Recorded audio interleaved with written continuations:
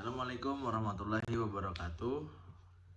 Saya Muhammad Onur Rahman Arif dari angkatan 17 jurusan Ilmu Komunikasi.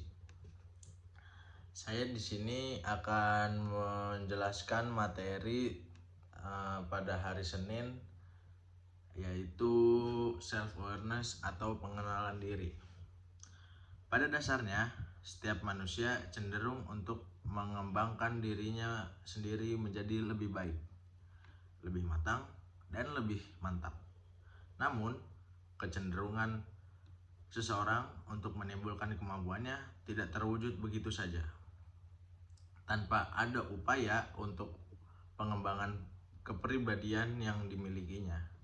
Karena setiap manusia memiliki kemampuan dan keunikan tersendiri.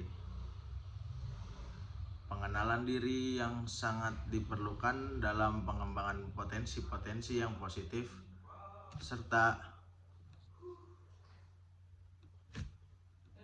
meminimalisasi potensi-potensi yang negatif.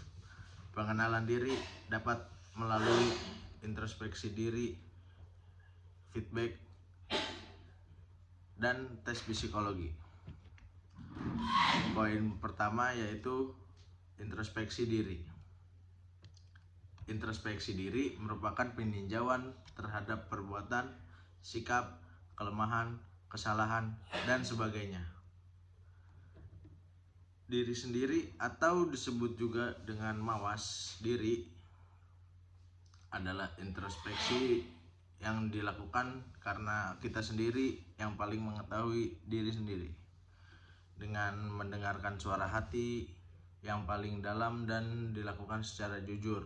Misalnya merenungkan diri dan menuangkan potensi-potensi yang ada pada diri sendiri ke dalam tabel kekuatan diri dan kelemahan diri.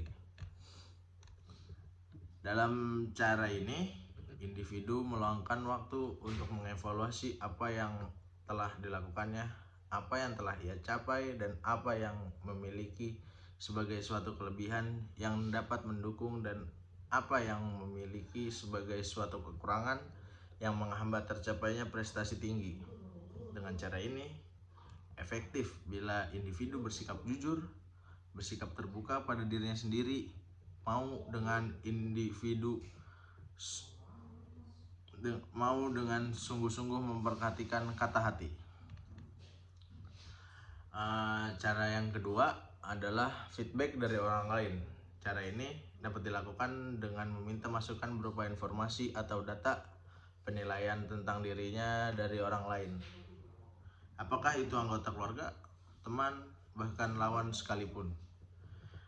Masukan berupa umpan balik ini meliputi segala sesuatu tentang sikap dan perilaku seseorang yang tampak atau terlihat di persepsi oleh orang lain yang bertemu, interaksi dengan lainnya.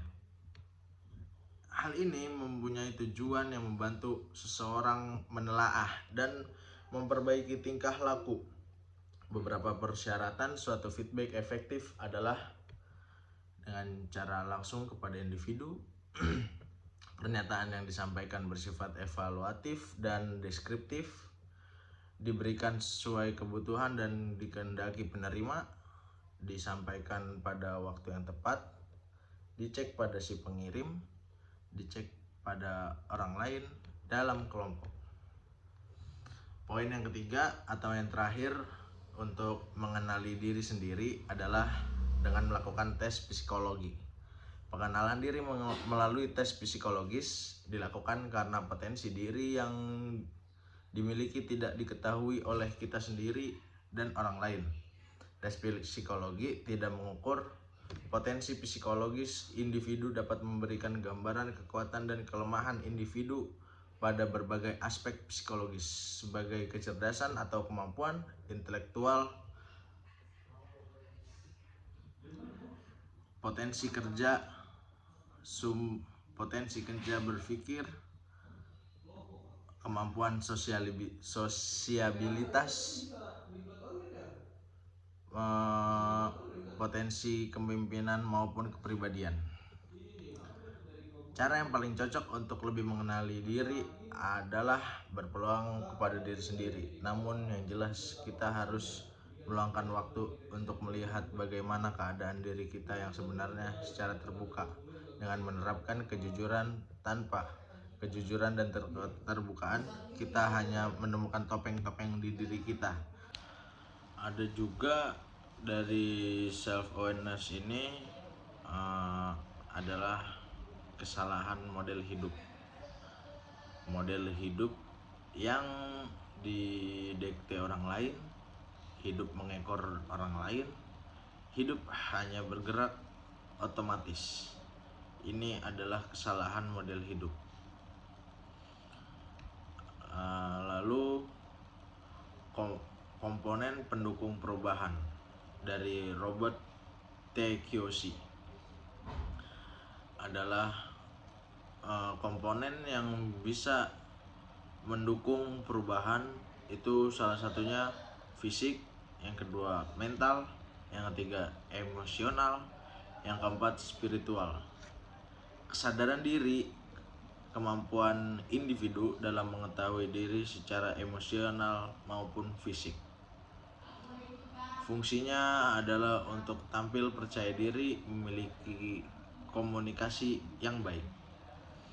Mungkin itu saja yang bisa saya sampaikan untuk penjelasan self awareness yang saya pahami. Kurang lebihnya saya mohon maaf.